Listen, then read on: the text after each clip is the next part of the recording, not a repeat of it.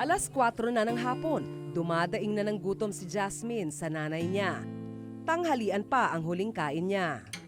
Anin mo yung imo? Ha? Anong gigibon mo doon sa imo? Pero walang maibigay na pera ang nanay niya. Umiiyak kay nanay dahil ako'y gutom. Hindi ko maalala kailan ang sigmuray huling napunan. Bitayin kay iya ka, be. At today man nga ni kitang imo. Ano man ang ano mo. Hindi lang pamatid uhaw ang tubig para kay Jasmine. Ito'y pamatid gutom din. Pag gutom ka, walang pagkain, walang pera si mama, iyak ka? Hindi. Bakit? Umiinom ako ng tubig. Hindi ko naman yan pinangarap na magkaganon yung mga bata ko, mga anak ko. Hindi ko naman yan ginusto sila yung magkaganyan. Sa siyang araw at ang buwan, sa pagtitiis na laman ng latang pinggan, hanggang kailan mananatili.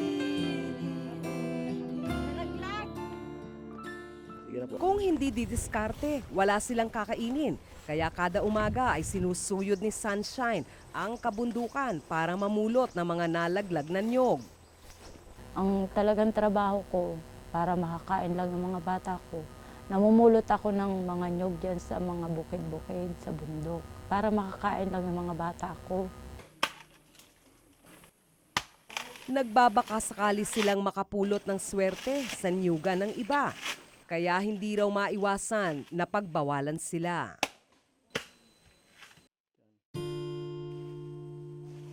Hindi rin araw-araw may nalalaglag na niyog. Wala talaga. Minsan, Minsan lang yun. Minsan nakakakuha kami, yung 10, minsan 5, ganon, minsan 20. Swerte pa ang 20 kung makaka-20. Pag wala, yun lang. Kaya kahit masukal ay pinapasok ni Sunshine para lamang makahanap ng niyog. Mahirap maghanap kung talagang yung madamo yung kanilang yung puno, tapos bubuklatin mo yan sa sa mga damo. Yun, kung hindi ka makakakita doon, nasuksok yung mga niyog na yun doon, hindi ka makakakita.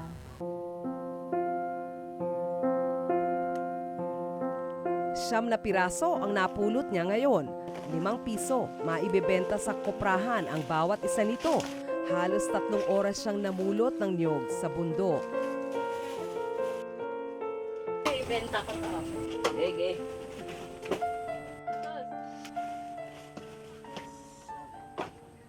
Naibenta ni Sunshine ang mga niyog sa halagang 45 pesos. Pero tila dumaan lang sa mga palad niya ang pera. Ibinili niya ito agad ng bigas para sa pamilya.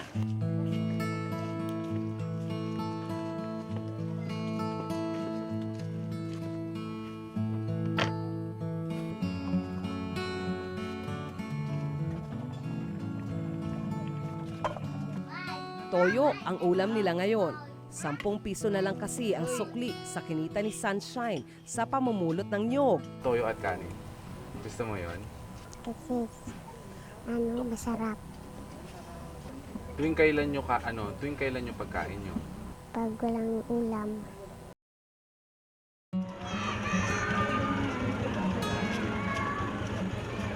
Isinama namin sina Jasmine at mga kapatid niya sa Rural Health Unit ng Karamoran para matingnan ng doktor.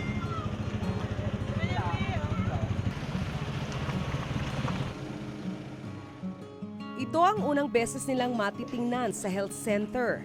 Halos 1 oras kasi ang barangay nila sa sentro ng bayan ng Karamoran.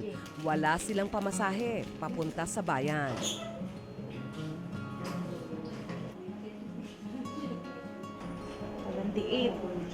Kulang sa timbang ang lahat ng anak ni Sunshine.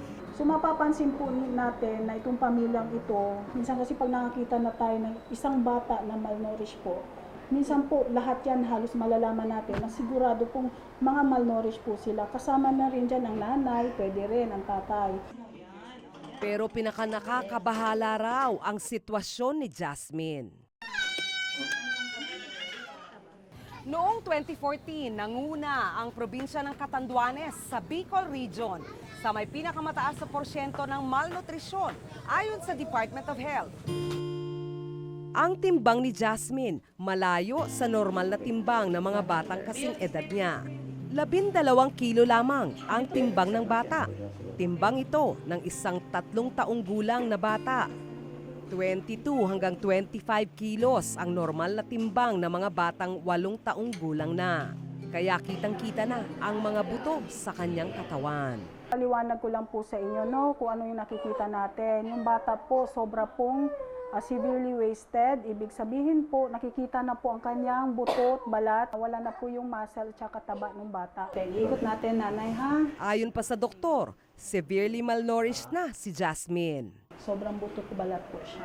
No? So nakikita niyo po, ang likod, ito nakikita na ang kanyang buto, no? Scapula po, ito, spinal cord, na dapat normally hindi ito masyadong nakikita. Dahil meron pong kakulangan sa nutrients, kasama po dyan ang mga calories, at ang kinakain pong protina po.